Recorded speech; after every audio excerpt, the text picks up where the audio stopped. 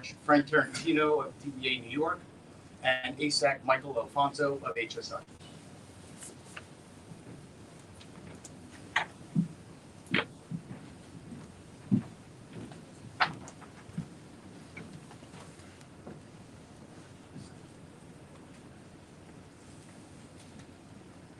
Good afternoon.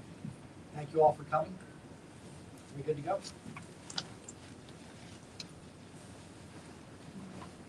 All right. Great. Thank you all for coming. We're here today to announce federal charges stemming from 5 overdose deaths in New York City, all of them caused by fentanyl. The indictment was unsealed yesterday, charging 19 defendants operating in and around Washington Square Park with conspiring to distribute narcotics, resulting in the deaths of 2 individuals. Separately, on Tuesday, our office unsealed an indictment charging another 5 defendants with running a drug distribution network that sold thousands of fentanyl pills to teenagers and young adults living in New York City. That network relied heavily on social media to target our children and young adults, and tragically caused the deaths of 3 19-year-old victims. Drug crimes affect all New Yorkers, as well as the tens of millions of people who visit New York City each year. In 2023, for example, there were 3,000 overdose deaths in New York City alone. Fentanyl was responsible for 80% of those deaths. To put it very plainly, fentanyl destroys lives and tears families apart. It poisons our communities, and it is especially dangerous for the young people in our city. The tragic deaths at the heart of today's cases are every parent's nightmare. These deaths show how drug trafficking impacts victims from across all economic and social backgrounds. New Yorkers want this stopped, and they want the dealers and suppliers to be brought to justice. We, DEA, HSI, and our great friends from the New York Police Department, and let me tell you, we could not have done this without the New York Police Department and the men and women of the 6th Precinct. I want a special shout out to them for your dedication and courage and your help today. We could not do this without the support of New York families who want this done. We've heard you, and we are focused on this problem. As alleged in the indictment charging narcotics trafficking offenses in Washington Square Park, the drugs sold in and around this historic New York park killed 18-year-old Bailey Shaw, who had just arrived in the city 2 days after graduating from high school. Bailey was ready to start a prestigious summer internship on Broadway and was excited to experience what New York had to offer. These drugs also killed 43-year-old sad homeless person who was found after someone reported a body on the sidewalk. The defendant's empty drug bags were littered near the victim, who lay lifeless outside a residential building. We can't tolerate this. As alleged in the second indictment, the one that charges 5 defendants with running a social media-enabled drug network over a 3-month span in the summer of 2023, fentanyl-laced pills distributed by these defendants killed 3 19-year-old victims. The victims include Akira Stein, the victim we identified in the indictment as victim 2, and Leandro De Niro Rodriguez. Like far too many other young people in the city, these victims struggle to overcome the dangerous, addictive properties of fentanyl. And these 5 defendants exploited that struggle for profit. What's worse, the defendants who distributed the drugs, who killed these young 19-year-olds, knew that they were deadly. They had seen death before, and yet they continued to do it. As I mentioned before, one particularly dangerous feature of the drug network that killed the 19-year-olds is that it used an online distribution network. The network leveraged the power of social media and encrypted messaging platforms to advertise and distribute drugs to customers living in this city. The platforms used by the defendants included, among others, Snapchat, Instagram, TikTok, and Telegram. By using social media and encrypted messaging platforms, the defendants were able to specifically target and influence teenagers and young adults. Let me talk a little bit more about our parks. I believe I speak for all New York families when I say Washington Square Park, the heart of Greenwich Village, has for way too long been a highly visible symbol of the drug crisis in this city. Our parks are special to all New Yorkers. They are common spaces for New Yorkers to come together and play. Washington Square Park is a place to meet, to celebrate special occasions, and to just enjoy a peaceful space on a nice day. There is no place in this park for the trafficking of deadly narcotics and other related crimes, particularly around our children. As alleged in the indictment being unsealed today, defendants charged in connection with trafficking in Washington Square Park have turned the park and surrounding areas into an open-air drug market that functions essentially all day, every day. The defendants are alleged to have distributed millions of doses of opioids, including fentanyl, fentanyl analogs, and heroin, and millions of doses of crack cocaine in the area. In other words, the defendants' collective efforts deepen the opioid public health crisis, devastating our city and our nation, causing untold harm to countless users and their families. As also alleged in the indictment, from at least about 2020 through the president, the defendants have worked in close collaboration to further their collective and control over Washington Square Park and the surrounding area, including the iconic West 4th Street subway station.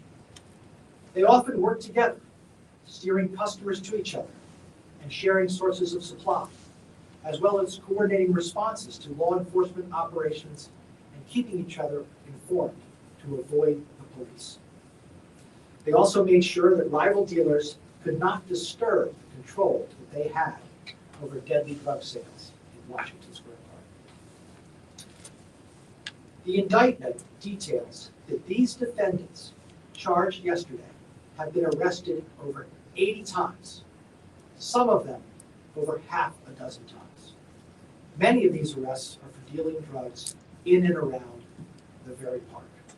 Yet despite these arrests, the defendants repeatedly return to the park to continue their dealing, even after serving state sentences and even if they're on parole or probation. Thanks to the strong partnership between our office, the DEA, Homeland Security, and the women and men of the NYPD, we are cutting this off. We are ending this supply of poison in Washington Square Park. We're going to dismantle the drug network. We're going to dismantle the social media networks. These are safe spaces. They should be safe spaces. Let me have some thank yous. This is the product, and I'm so proud of everybody, I'm emotional, of concerted effort by the DEA over the last 6 months.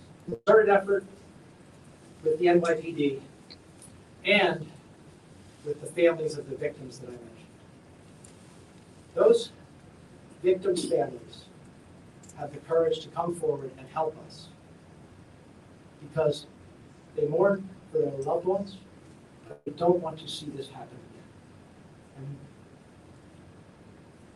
frankly, we would not have made this case without them. Is that right? That's right. Can't thank you enough. Can't thank you, the leadership of the DEA. You guys have committed so much to this. I want to call out Commissioner Tisch, her commitment to making New York safe for families. It knows no bounds. And I want to thank my office's narcotics unit, Kyle and Matt, who head the unit, who took this initiative. Where are you?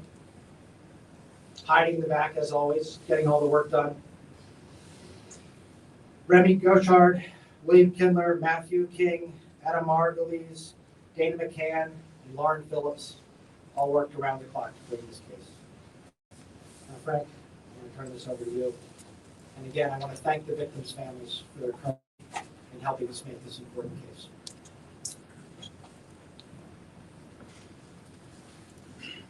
Good afternoon. I'm Frank Tarantino, Special Agent in charge of the Drug Enforcement Administration's New York Division.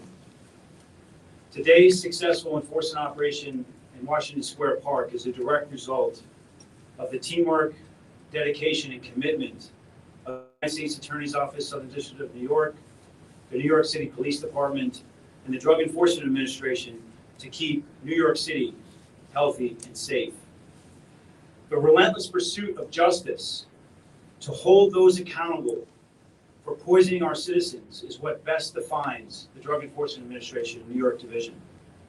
Today, we recognize that justice was sought and served in the tragic overdose deaths and poisonings of our most vulnerable, our children. Bailey Shaw, 18. Akira Stein, 19. Leandro Dinero Rodriguez, 19. Taken from us far too soon. While no verdict, sentence, or ruling can ever truly erase the pain of these losses, these enforcement operations affirm that accountability matters.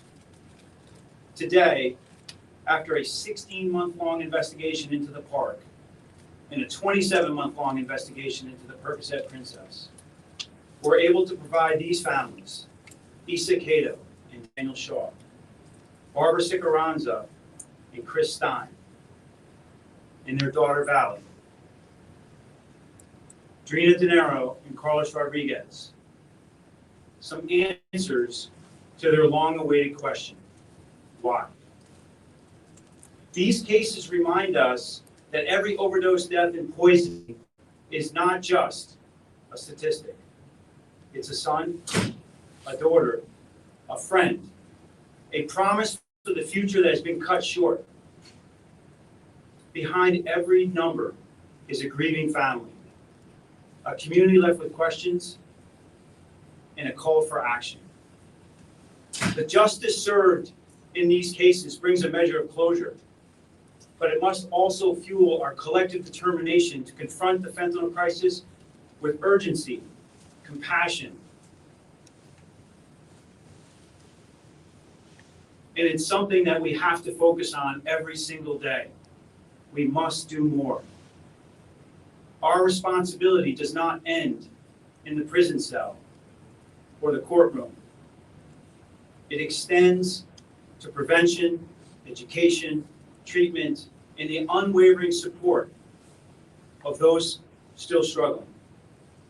May this moment honor the memory of the young people we lost, bring a measure of healing to their loved ones, and strengthen our resolve that no family should ever endure this pain again. May it also serve as a warning to the drug traffickers and drug trafficking organizations who are bringing drugs into our communities and killing our citizens. We will find you, we will arrest you, and we will hold you accountable. This is about protecting our neighborhoods in which we live and work and our children play. This is our fight, a fight to save lives. Join us in that fight. I want to thank United States Attorney Jay Clayton and his dedicated prosecutors, Police Commissioner Jessica Tisch, Interim Chief of Department Michael LePetri, and Chief of Detectives Joe Kenny for their professional police officers of the 6th Precinct. And of course, the incredible NYPD detectives and investigators of the New York State Police assigned to the DEA New York Drug Enforcement Task Force, the oldest and largest task force in the country. Without them, these cases would not have been, and justice would not have been served. I must also thank my federal partners from HSI, Deputy SAC Mike Alfonso, for their invaluable support and assistance in the Percocet Princess investigation. This is what a unified front looks like. Thank you. We're happy to take some questions at this time between myself and the U.S. Attorney. Yes. Hi. How was the Percocet Princess involved with the 5 indicted today? Go ahead, sir. No, we're not going to talk about the specifics of the case. What I can say is that all of that you've read about these deaths, the 19-year-olds, great police work, tied these tragic events together and enable us to bring these charges today. Can you talk about the evidence at all that you've found connected among the 5 that were indicted? What is alleged in the indictment, and I can talk about, is that what would not have appeared at first, and again, thanks to the cooperation of the victims, thanks to the great work of our law enforcement partners, connections that were not immediately obvious became so. Yes. So I just want to expand on that just briefly. A lot of the work that we do every single day is out on the street and sometimes in the shadows. But the obvious is sometimes a hard thing to find. And when we have cooperators, when we have family members who truly care and are willing to share their information that aid us in our investigation so that we can find who are responsible for killing their young people, their children, we have success. And that's exactly what happened in this investigation. Through proximity and through the opportunity to have a conversation, we were alerted to another overdose death that was being, unfortunately, unsolved at the time. And because of that conversation, we were able to bring it to light and then eventually connect it to this investigation. And that, again, is a credit to the Attorney's Office and all the investigators who worked this case. Do you anticipate any more arrests? And can you talk a little bit more about the social media aspect? I mean, when you're talking about advertising, messaging, is it that they were already linked up and messaging each other, or did people get randomly reached out to about drugs? So real quickly, I will just take the second part of the question. I'll let the next attorney, Jay Clay, take the first part of the question. As far as social media goes, this is what we have seen play out, unfortunately, all across the United States, where drug traffickers and drug trafficking organizations have weaponized social media in a way that allows them to expand their network, make more profits, and unfortunately get more people addicted to their poison. And so in this instance, we have seen the proliferation of technology and social media as a tool in the drug trafficking trade.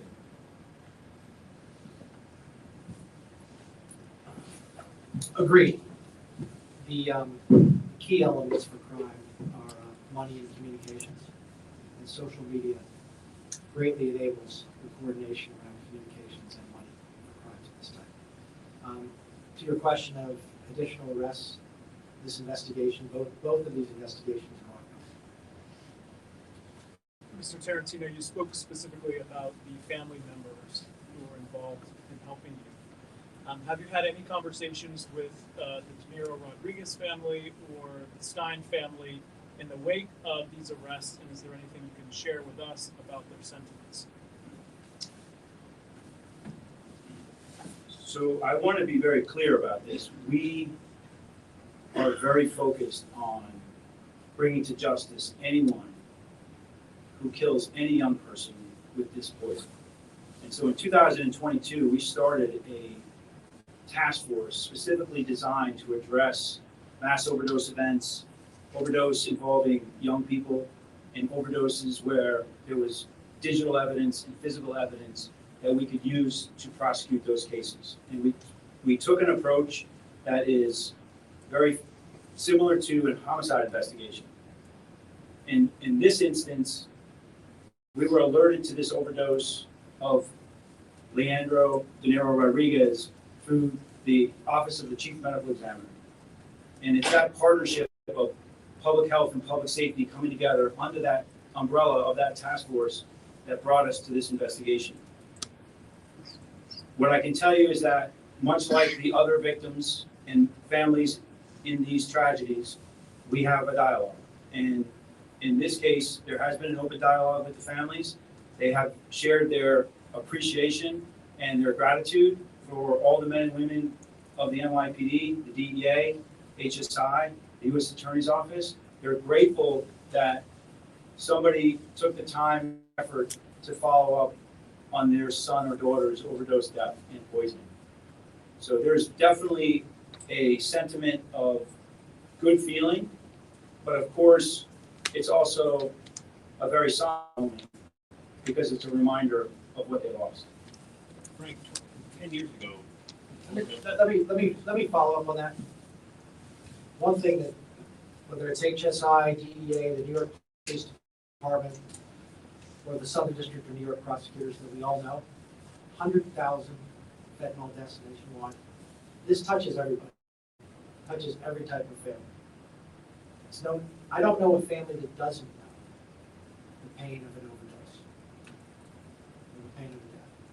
And we all bring that to work every day. This is not haves and have-nots, New Yorkers, non-New Yorkers. This is everybody. And Washington Square Park is emblematic of that. Everybody mixes in Washington Square Park. This should not happen there. Go ahead. Good afternoon. You have a group of 5 individuals, and then you have the ring from Washington Square Park. Are you able to share if you were seized quantities of drugs from them and how much from each ring? If there were large quantities, if there was anything beyond the fentanyl and Xanax that's listed in the indictment, but can you share a little bit more about the quantities of drugs that were seized in this investigation? As far as the facts go, we're going to stick to what was in the indictment, but if you look at the indictment and look at the materials provided, I think that you see what any New Yorker would see, plenty of evidence of coordinated distribution. Frank, 10 years ago, overdose deaths were not pursued this doggedly. I mean, 20 months later, after the deaths of these 19-year-olds. That's pretty dogged work. What does that say about the approach now? So Aaron, thanks for the question. I mean, you can look at the numbers, 112,323 overdose deaths in a 12-month period ending in October of 2024 to 84,076 in 2025. So a 25% decrease. And that is a direct result of the coordinated efforts of the whole government approach and commitment, but it's also because of the community. It's because we've been able to get out and educate and increase awareness.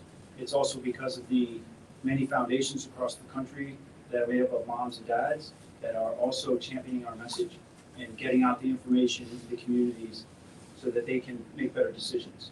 So it's a collaborative effort and it's a cumulative effort, but it's only a noticeable difference. But we're not done. We have a lot of work to do. Does the social media part of this, the fact that you're saying there was a drug network playing out on social media, does that make your job harder? So our adversary is always exploiting vulnerabilities and blind spots, and especially taking advantage of technologies. But we are dogged in that approach to hold them accountable, and we have, without discussing tactics, techniques, and procedures, we have the ability to maintain pace and hold them accountable, which is what you saw play out in this investigation. What are we going to see differently at Washington Square Park after these arrests to keep the drug dealing activity? Well, this is a new day for Washington Square Park for the reasons that we pointed out. We're bringing federal charges, death resulting charges. And let's emphasize, this is America. Everyone is innocent until proven guilty. But if the charges are proven and they're convicted, they face significant mandatory minimum sentences. That is a message to anybody who would deal drugs. It's a message that I want everyone who thinks that they can deal drugs in New York to hear. If death results from your dealing of drugs, whether you're a street level dealer or a supplier to that street level dealer or a network, we will doggedly pursue you, and we will use, as appropriate, death resulting charges to bring you justice. Have one more? May I also add, sorry. Please. May I also add, this is somewhat unprecedented in that you have 24 Title 21 USC 841-846 charges with a death resulting enhancement. In my experience in career, I've never seen this many death resulting charges spanning 2 investigations in this city. That sends a very clear message, as U.S. Attorney Clayton just said. This is a new day, and we are taking back our parks, our streets, our neighborhoods, and holding people accountable. And that is a direct result of this cooperation, HSI, DEA, U.S. Attorney's Office, NYPD, State Police, FBI, the entire U.S. government law enforcement contingent working together, making a difference. One more question?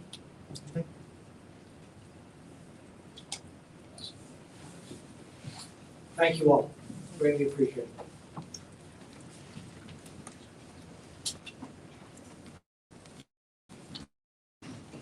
Thank you all very much. I've sent out the press release as well as some of the photos. You should all have that in your mailbox now.